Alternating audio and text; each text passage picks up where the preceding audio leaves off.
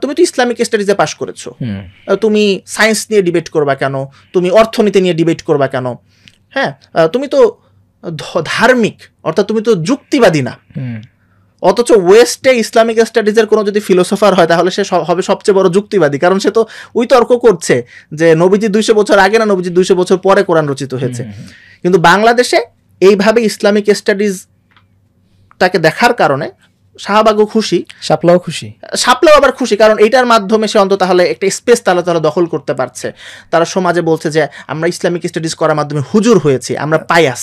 আচ্ছা, আবার এই পাইটিকে কেন্দ্র করেই শাহবাগ বলছে ও তো পায়াস, ও তো ধার্মিক, ও যুক্তিবাদী না, ওকে সমাজের মূলধারায় আসতে দেওয়া যাবে না। আচ্ছা, তো এখানে একটা ডিফারেন্ট জিনিসটা খেলা করছে, যেটা আপনার আদি ইসলামিক স্টাডিজের যে প্রজেক্ট সেটা থেকে কিছুটা ডিফারেন্ট। ওকে, আচ্ছা ইশাক ভাই, আমরা একটু আপনার ব্যক্তিগত জীবনে আবার ফিরতে চাই। আপনি এই মুহূর্তে পেশাগতভাবে কি করছেন? এই মুহূর্তে পেশাগতভাবে আমি IELTS পড়াচ্ছি, আমার একটা ইনস্টিটিউশন আছে নোয়েটিক। আচ্ছা, এর বাইরে আর কোনো কিছু করা হচ্ছে না। আপনার IELTS এর স্কোর কত ছিল?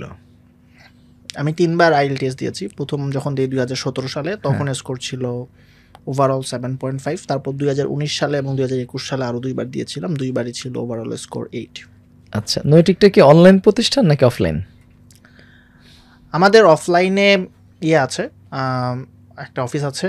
সেখানে আমরা যখন SAT কোর্স অফার করছিলাম, তো SAT কোর্সের জন্য আমাদের অফলাইন ব্যাচ ছিল।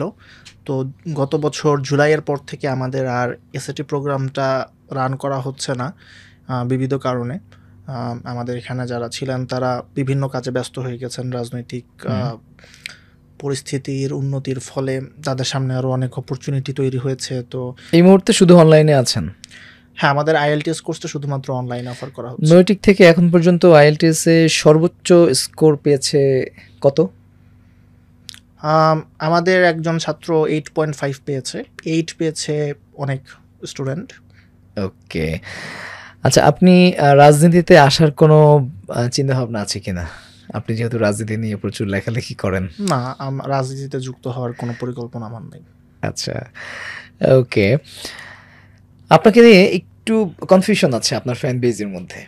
আপনি আসলে কোন পন্থী? আমি যদি মোটা দাগেই বলি, অনেকেই মনে করে আপনি ডানপন্থী মানুষ।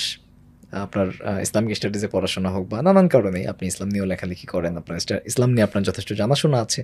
আবার আপনি যখন ইসলামকে ক্রিটিক করেন, আপনার সেই ক্রিটিসিজমের জায়গা থেকে অনেকেই ভাবে আপনি কিছুটা বামপন্থী। একটু কি জানাবেন আপনি নিজেকে কোন পন্থী মনে করেন? এইটার উত্তর দিতে হলে আমাকে ওই যে ইসলামিক স্টাডিজ সম্পর্কে যে কথাগুলো বললাম সেখান থেকে আমাকে একটু বিল্ড করতে হবে। আমি একটু সংক্ষেপে জানতে চাই যে আসলে মানে কি আপনি নিজেকে কোন পন্থী মনে করেন? হ্যাঁ, ওই যেই কারণে ধরেন আপনার বাংলাদেশে ইসলামিক স্টাডিজ নিয়ে যে ধারণা বা ধারণার সংকটটা আছে, সেই একই কারণে এই যে বাম ডান নিয়ে যে কনফিউশন, ওটা একই জায়গা থেকে আসছে। আচ্ছা, তো আপনি বললেন এখানে প্রশ্নটা একটু প্রবলেমেটিক এই কারণে, আপনি বললেন যে আমি ইসলামকে ক্রিটিক করি। তো আমি ইসলামকে ক্রিটিক করি, এটা আমার কাছে অন্তত একটু আপত্তিকর।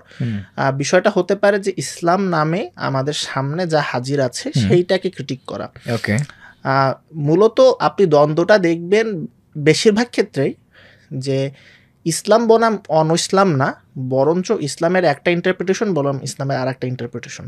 আচ্ছা, তো আবার প্রতিটা ইন্টারপ্রিটেশনে দাবি করে বা বেশিরভাগ সময় দাবি করতে চায় যে সেটাই একমাত্র ইন্টারপ্রিটেশন। তো ওইটাই একমাত্র ইন্টারপ্রিটেশন নাকি এটার একটা অল্টারনেটিভ ইন্টারপ্রিটেশন আছে, সেটা নিয়ে একটা দ্বন্দ্ব। আবার অল্টারনেটিভ ইন্টারপ্রিটেশনটা অনেক সময় দাবি করে যে সেটাই একমাত্র ইন্টারপ্রিটেশন, ওটা নিয়ে তখন আর একটা দ্বন্দ্ব হয়।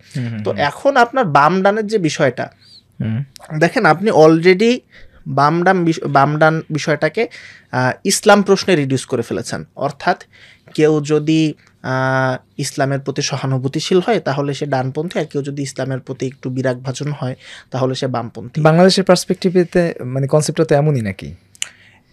এইটা হ্যাঁ, এক সেন্সে ঠিক যে বাংলাদেশে বিষয়টাকে এইভাবে ডেভেলপ করা হয়েছে। তো আমরা যখন বলি যে বাংলাদেশের পার্সপেক্টিভে এই বিষয়টা এরকম, অলরেডি কিন্তু আমরা পার্সপেক্টিভের প্রশ্নে চলে আসছি। তার মানে এটা অবজেক্টিভলি ঠিক না, এইটা পার্সপেক্টিভ অনুযায়ী ঠিক। একটা পার্টিকুলার পার্সপেক্টিভ অনুযায়ী। ওকে, তো তাহলে আমাদের দেখতে হবে এই পার্সপেক্টিভটা কিভাবে গ্রো করলো, এবং সেই পার্সপেক্টিভে যদি কোনো কনফিউশন হয় তাহলে সেটা কি আমার দায় নাকি ওই পার্সপেক্টিভের দায়।